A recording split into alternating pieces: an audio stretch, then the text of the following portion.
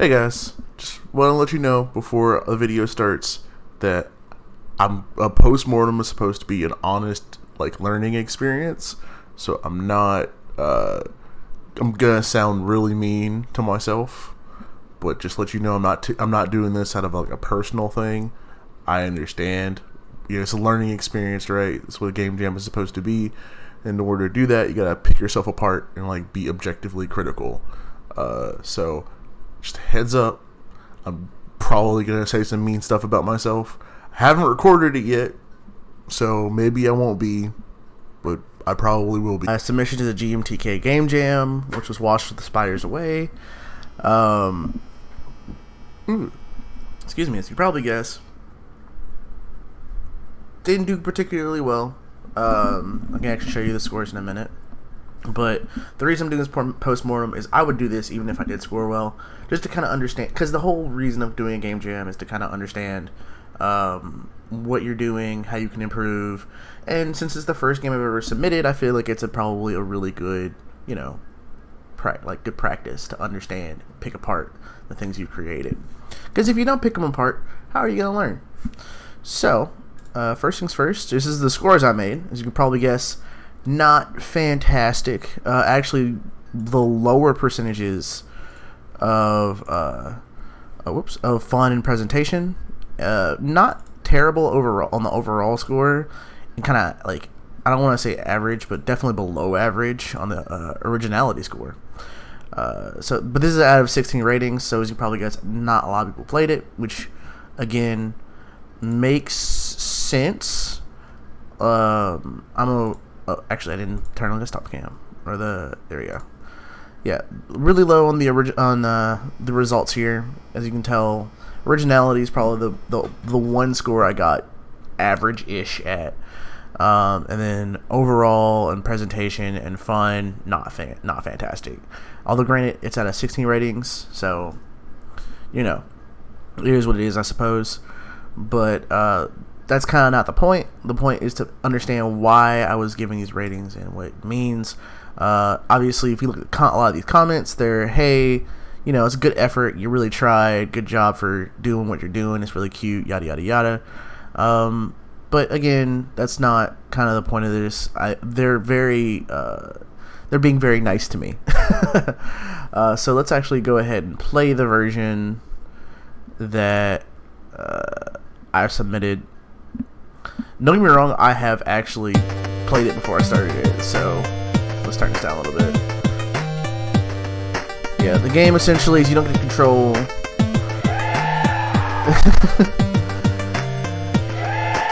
and this is basically the game. This is basically it, right?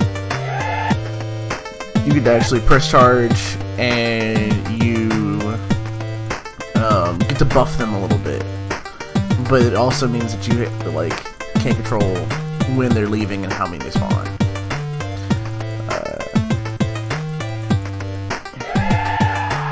As you can tell, I made different guys. I actually worked on their animations for a little bit, but that's basically a good interpretation of the game. So let's go back to the Unity project so we can actually talk about it a little bit.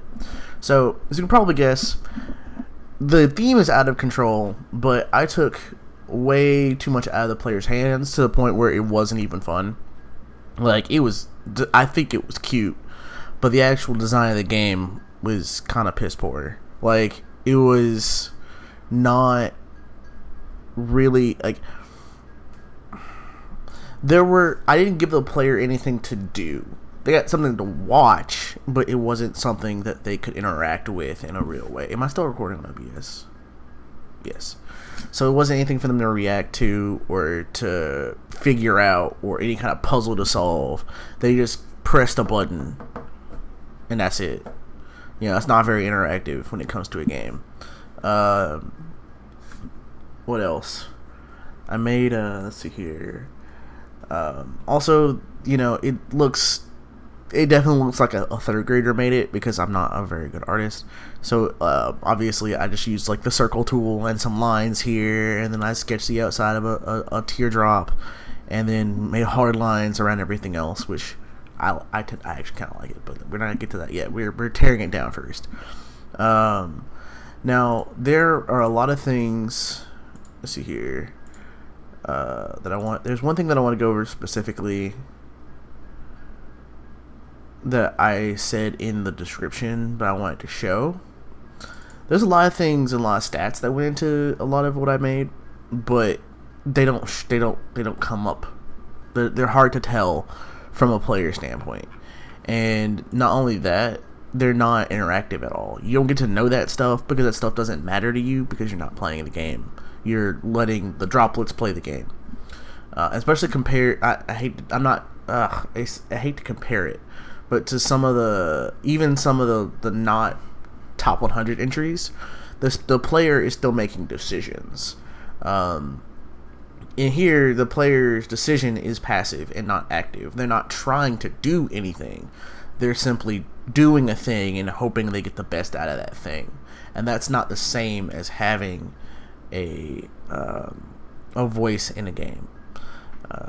So for my game, that's kind of where the issues lie, and why I feel like a lot of people didn't want to play it, because it's just not fun. Like, it's just a click. It's just a button tap. It's something that I feel like works on the Google Play Store for no other reason than to just fill time and to not even play. It's just something to look at for your kids so they're not like doing anything else at the time.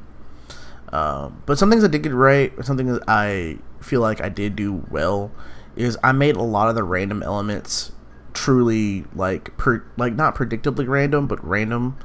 Like, it's definitely random. And that's both a detriment and a compliment. Like, if there was a way for me to make it more interactive, it would have been more fun. But since it wasn't as interactive, the random elements just kind of made it less predictable and less interesting, because they weren't actually utilized in a way that makes the game more fun. They were just utilized to make it look cooler. And that's the thing, is that I think, even though I think a 12-year-old made it, I think the art looks like a 12-year-old made it, I think the style is pretty neat for what it is. If I was a better artist or a better animator, I definitely could have put a lot more time and effort into this to where it made, at least the presentation would have been cooler.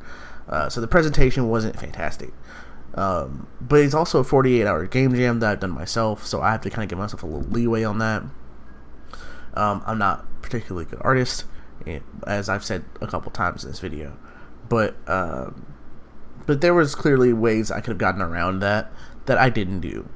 I could have gotten something off the asset store or download something on itch.io, but I didn't do either of those things and opted to go for my own style. From what the comments seem to say, it worked in my favor a little bit, especially when it comes to originality. It seems like the idea was flawed, but it had merit if it were done better, if it was interpreted in a different way. So yeah, that's kind of where my thoughts are on that. Because the music, I don't think the music particularly matters in this particular game, because like I said, I feel like a lot of people just didn't understand. Well, none that they didn't understand, because that's kind of putting the wrong interpretation of it. Excuse me. Because as we can tell here, there's a lot of 1 and 2 stars for rating distribution here, and it's 5 stars, so I'm assuming that's in the originality. Like I said, if it were interpreted differently, if I had another element that were more consistent, that the player could interact with, I think one of the actual reviews actually goes into this. Yeah, I think having your guys spawn at regular intervals, knowing the upcoming buff, and also having the buff change randomly at set intervals will make the game a bit more interesting. The player can make more interesting decisions when they have a bit more information. And this is kind of what I'm trying to hit on with this particular comment, is that I didn't give the player enough information or enough agency. If I had done one or the other, it would have been great.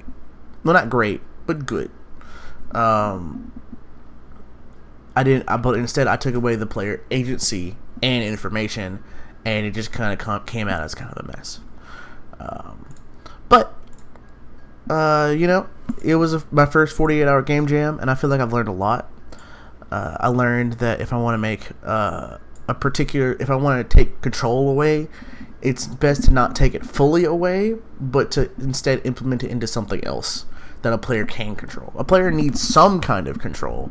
You just want to take a specific element out of their control and replace it with something else. But you know, with experience comes more innovative ideas. So, thanks for watching. I will try. I think I'm gonna try to do. I'm gonna show some of the game that I've been making in the next couple months. I know I've got a lot. I've got to have a testable version of it by the 30th. So keep an eye out for that. And of course, you know, you're probably only like 5 people, so don't forget to like and subscribe. Give me those 5 subs on YouTube, or 5 extra Instagram whatevers. I don't care about Instagram. It's just fun. But yeah, peace.